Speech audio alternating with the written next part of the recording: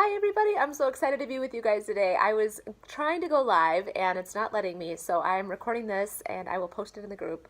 Um, when I was talking to Sarah about like a possible topic, what really was, I don't know, speaking loud to me and what was on my heart was the fact that we are in a time where anxiety is at an all-time high. We are inundated with a lot of information, a lot of content, a lot of just like social media, a lot of just craziness. It just seems like it's hard to find that stillness sometimes. And it's really a concentrated effort. Like it really is something that we need to make our job. And it's interesting because sometimes in a spiritual community, people forget that like we're still human beings, right? We still have these experiences, we make mistakes, it's all for the highest good. And it's in the way that we react. So I wanted to share some tips really about, for me, it's being committed to the mission. How do we be clear channels for spirit to work through us? And what are we committing ourselves to? What does that actually mean? How do we declare that mission every day and that commitment every day? What are some tools that I use? So, and I would love to hear back from other people on some tools that work for you. You guys can comment or whatever, because I always love to learn from other people, constantly growing. So I feel like I have this saying, here we grow again. Like it just feels like instead of like, ah, here we go again, it's like, here we grow again. and the way that I'll just start from the beginning of my notes. I guess we'll just start there. So the first thing that I found, and a lot of you guys probably already do this, but I think that even tweaking it and playing with it, especially with the new year coming up, people put this pressure on themselves to set these huge goals and to be this whole, new year, new me. It's like every day is a new you. Every day is the ability to wake up and create a new you. So for me, it's daily rituals. I think that when I hear about what people think about first when they wake up, it's often taskers. It's the things that they have to do in the day, the busyness, maybe it's checking their phone first thing. So I think that just interrupting those habits to create time for sacred space and ritual is really important. For me, when I first am laying there, I give myself time in the morning to lay in bed for 5-10 minutes, whatever feels good, and have a conversation with Gus. So for me, Gus is God, universe, spirit, whatever you want to call. So if I say Gus, I'm just saying whatever it is, higher power for you, whether you call it spirit, universe, God. So Gus. So I call that my CSO time, so Chief Spiritual Officer time. And I really like to honor that. I'm a single mother. I have a lot on my plate. My son's in sports, and I have to commute to get him to school. I have a good 40-minute drive one way. And so I have busyness in my life. But when I give myself that time and really that space just to think about what I'm grateful for in that day, just to feel my body, just being completely present and not waking up to the hustle and bustle and the craziness and all the busyness of life, right? That's getting back to that. If you don't create your day will create you. So things will happen, and all of a sudden you're just going through the motions, and it's another day's gone by, right? And then all of a sudden another week and another month and another year, and it's like, whoa, what happened? I'll get to that whole thing in a minute. We'll do a little year in review. I have some questions that will be a good exercise, I hope, for people. Okay, the next thing, number 2, because I want to keep this, I don't want to go on forever. Believe in yourself like it's your job.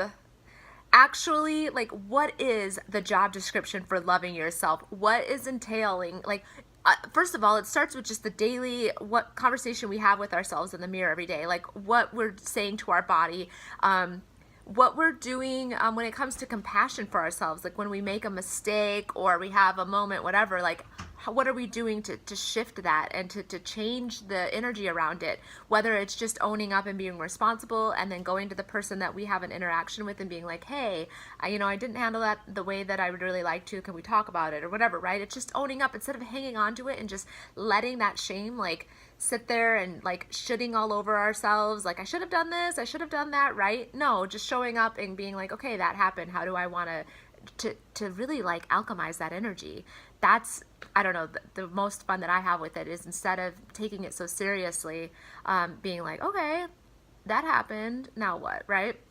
So a lot of that starts with me believing in myself, believing in like the heart that and the intention that I have, um, and grounding myself in that every day, and understanding that my intention isn't to hurt people, but I am human and that will happen. So if I can believe in myself, even in the body that I have, I'm going to make decisions from that place.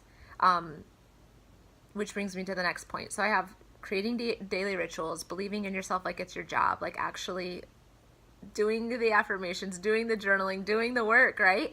And then thirdly, keeping our channel clear. So how do we do that? That comes from the words that we're putting into our body, the food, the people, the energy, the experiences, all of that. So if you find yourself feeling drained around certain people, it's not necessarily to point the finger and be like, ah, they're bad energy, they're bad vibes or whatever. It's just to be like, okay, like my energy is not in alignment with that. What is it? Is it coming from something I need to look at?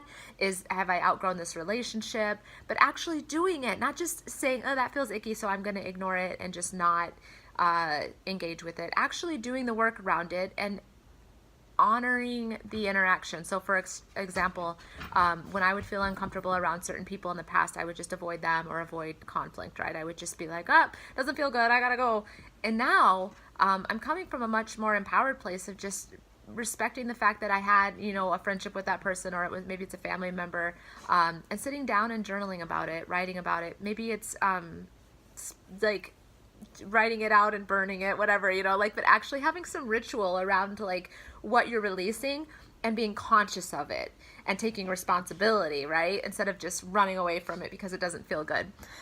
Food. Oh my gosh. So I had a little bit of like a soda addiction where I was just drinking soda every day. And I'm not saying like, soda's bad, blah, blah, blah. I mean, well, for me it is.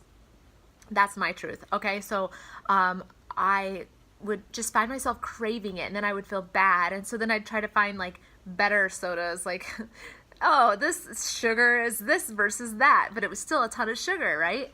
And I was crashing and my emotions were all over the place. And one day I was realizing that believing in myself and loving myself like it's my job involves being really fucking clear on what I'm putting in my body, and that I can make the decision. And I did. And it was funny because my partner was saying, oh, like, don't try to quit cold turkey, blah, blah, blah, this and that.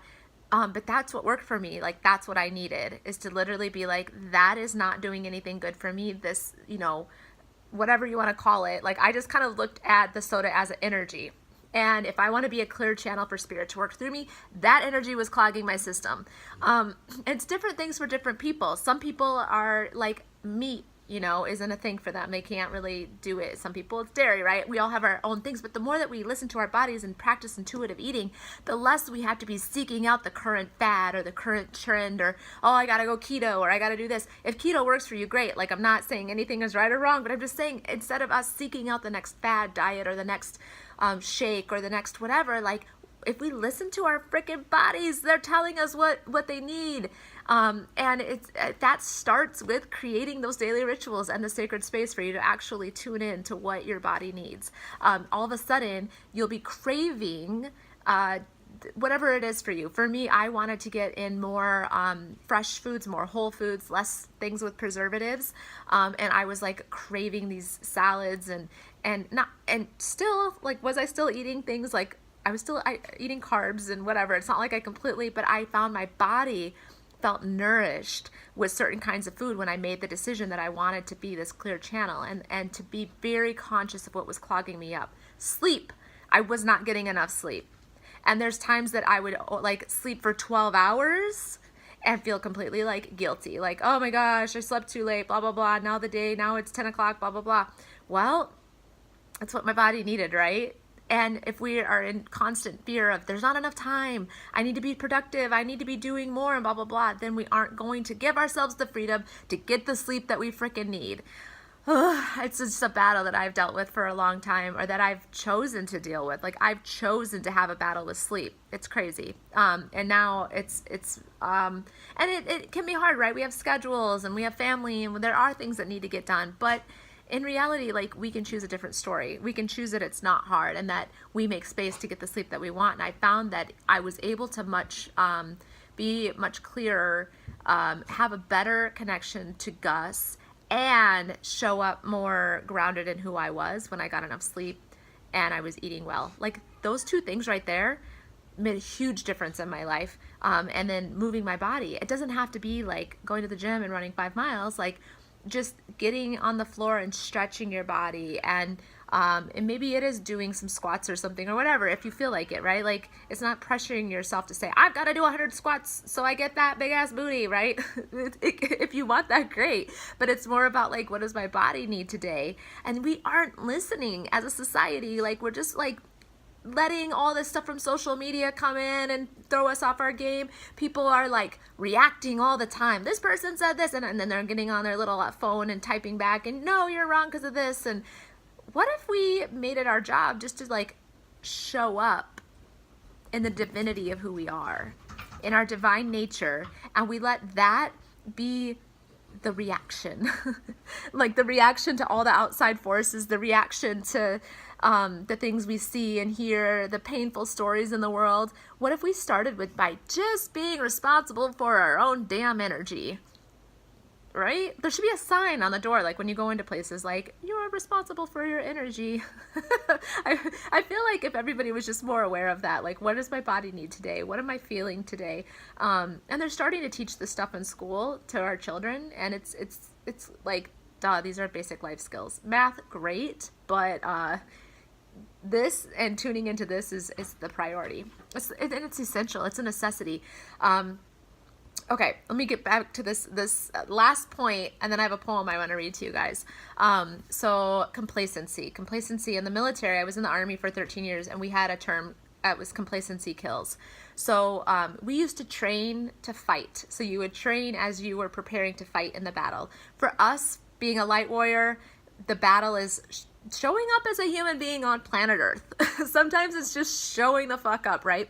And so in order to be a light warrior, it's not getting complacent. That can happen, once again, by letting all of the things bog you down and just thinking, well, society is fucked, or, well, you know, this world is just this way, people are just this way, whenever I have this experience with this person, it's just going to be that way. That's just how it's going to be. Here we go again, right? It's shifting. All of these little shifts, all these little pivots that we make help move us out of complacency. It can even be shifting your daily schedule, like in the morning, you know, for allowing that time, that sacred space, just even if it's 5 minutes in the beginning, you just give yourself an extra 5 minutes. And I hear about like women, like locking themselves in the bathroom and pretending to be going to the bathroom just so that they can get some peace. Why not like claim that? And we actually have rules around that. So my son and I have set up some rules about like if he's in his room and he just needs space, he communicates that with me. And I don't just barge in and start talking to him about his day, because when he gets home from school, he needs a little time just to decompress. And then we have rules. Oh, there's Luna. Say hi, Luna. I want to say hi to the people. She doesn't want to say hi. She's just there. Oh, there she is. Hi! Now she thinks I want to play. Anyways, this is Luna. And so we've made some rules in our day about like the space that we require and how we can respectfully ask for that. So I have rules too about my room. He can't just come in. He can't just, you know, we knock on the door, blah, blah, blah, right? And he knows there's times, and like I give him time to meditate as well. He does meditation a little differently than I do, obviously, because he's his own human. But like we build that into our day. And so if you're like having to hide from your children, no, that's insane. Yes, I get it. Like when they're little and it's a little bit more challenging, but you can still be saying like, this is our quiet time. Let's practice. Does it sometimes take more energy to get there? Like, does it take more energy to stop and teach your child these things than just to go lock yourself in the bathroom? Yes, but think about the gift that you're giving them and yourself in the long run. We're all humans on this earth trying to live together. Why don't we like help each other along the way and be like, oh, here we grow again, right? Okay, so I have this little poem that very serendipitously like ended up on my timeline today. Somebody tagged me in it and I was like, ooh, this is good. So let's see here. It is by Jan Richardson, which I don't know who that is, but that's the author of it. And I'll post this in the comments, but it's called Blessed Are You Who Bear the Light. Blessed are you who bear the light in unbearable times, who testify to its endurance amid the unendurable, who bear witness to its persistence when everything seems in shadow and grief.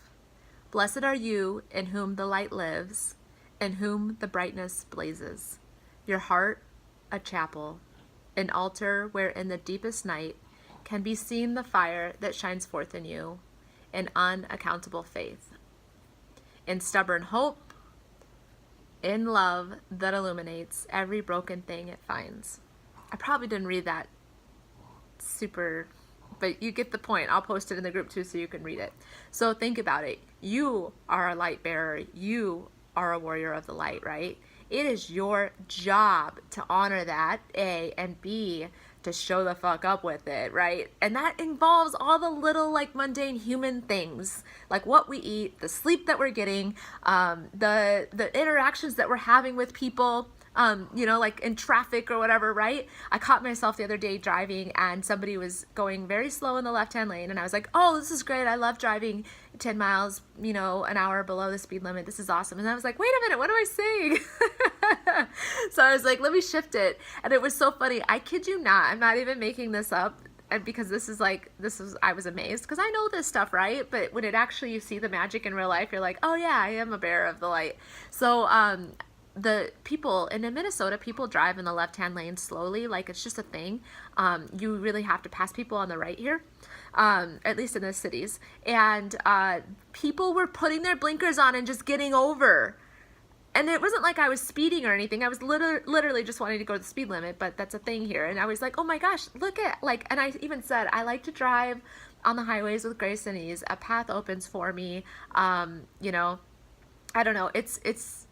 It's just about shifting our awareness. It's just like the people that are like, oh, another day, another dollar, or like life is hard. I was talking with a friend of mine today, Jaya, and she was saying that she's had to work really hard because her mother raised her with this awareness that life is hard, right? And she's had to eat physical pain in her body. And that's another thing, right? When we're in tune with our body and what it needs, we can actually like take a physical pain. I got hit in the head the other day. And it was actually when I read what the head represents and obviously the third eye, I could energetically go in and rewire myself. It was just a wake-up call. Like it was just a moment for me to be like, oh. And it was all about intuition, listening to our intuition. And it was about feeling stuck and about perfectionism. So about being like, well, I want to get it done the right way. I need to do it myself. So I was moving all of this stuff from one storage unit to another by myself. And then, and it was a big job. It was mattresses and furniture and boxes and all this stuff, right? And I was a little bit annoyed and not feeling supported. And then the door came down and hit me in the head. And I was gushing blood and like, it was just a mess. And it was interesting because in that moment, instead of being like, oh my God, what's wrong with me? What if I have a concussion? Blah, whatever. I was like, oh, I wonder what this means. So I have this book. This is my last bit. I just love talking about this stuff. So I have this book, Secret Language of the Body, and I went in and looked up head and looked up the significance and the meaning behind the head, and there was some exercises in there and some energy work to do around it. I didn't use any painkillers. I was able to just like put essential oils on it and do my energy work and drive on. Because why attach limitations to it? Why speak limitations into existence? Like, oh gosh, now this means this and this, this and this, and all the things, right? Same thing like if you have a pain in your wrist or your ankle or you hurt something, great. Maybe you twisted it, awesome.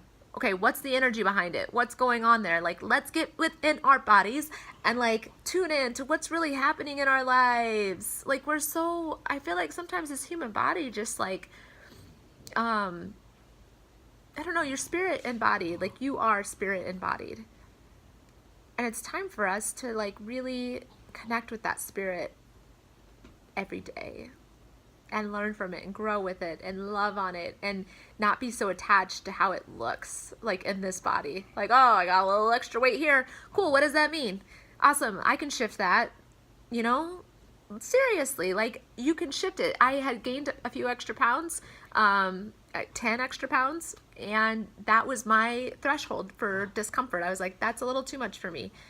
It doesn't have to be that for everybody. Like, it doesn't, like, all of the standards that we've set are irrelevant. It's how we feel in our own body, because somebody else might weigh 30 pounds more than me and this feel completely amazing. Awesome. For me, I had a little 10-pound threshold where I was like, I am not buying bigger jeans. Like, I refuse to.